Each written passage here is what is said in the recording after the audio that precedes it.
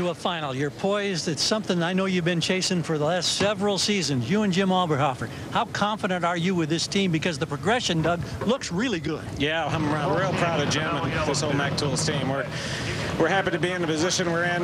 You know, Mac's giving us everything we need, Mac Tools and Connie and everybody else. So we're it's you know, all on us, and we're definitely up for the challenge. You know, we're out here. This is a great facility, and you know, hopefully we got lane choice after that one, and we'll see what happens in the final. It'll be fun. Mike Neff, you didn't have lane choice going into that round. Do you think that's what bit you? Yeah, I believe so. We hadn't been over there all day, and just really didn't have a lot to go off. It cost us the run before making a mistake and smoking the tires, and paid for it right there. So, yeah, it's a big deal, but hopefully John can go on and get a win here. But now it's all about Cruz Pedregon, who was the 2008 Countdown champion. Jack Beckman, the reigning funny car champion. But Jack Beckman, I mentioned at the top of the show, still not on the stat sheet. No wins. Well, the one thing you heard about Mike Neff say, he didn't say the lane was bad. He said they just haven't been in that lane and they're different, so he didn't have that information. It's not going to be the problem for Jack Beckman in this matchup with Cruz Pedregon, because Todd Smith put that car right down that lane. Only went a 4.13 to get over Matt Hagan, but they went from A to B. That's the key. They're going to have to do that again to get around Cruz. Well, Beckman is 3-0 racing against the Cruiser this year. If he makes it 4-0, he's in the finals. It's not going to happen. That right lane gives it up again.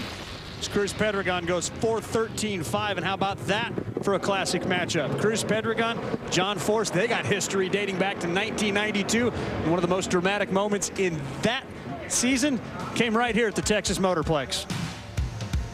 So, the funny car points. Matt Hagan waiting to see, can John Force, Cruz Pedregon continue to gain ground? They're moving up in a big, big way today here at the Texas Motorplex. And Ron Capps is dropping like a rock. John Force had a racetrack that bit you big time a few years back. How good does it feel to be winning rounds and now have a chance to get out of here with a walleye? Always said I couldn't quit till I won Dallas, but I don't plan on quitting anyway. Got kids to feed, grandkids to feed. Shame I had to get up against Robert. And don't get me wrong, I can win a championship. But if I was a betting man, I'd bet on Robert Height. He's me 15 years ago. Eats it, sleeps it, mad, frothing at the mouth. You should have saw him at Charlotte. Should have saw him at Indy when he won. And that's what it takes to keep that fire. I've calmed down a lot and learned another way. I'm trying to learn how to race so I don't have a heart attack.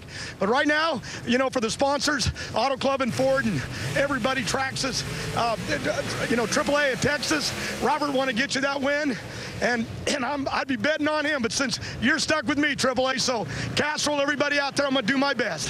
Thanks, John. You want to talk about a couple of drivers with some history. The first time John Force and Cruz Pedregon met in a final, Sonoma, 1992. Now 21 years later, they'll meet for the 25th time with the Cruiser having lane choice in that final.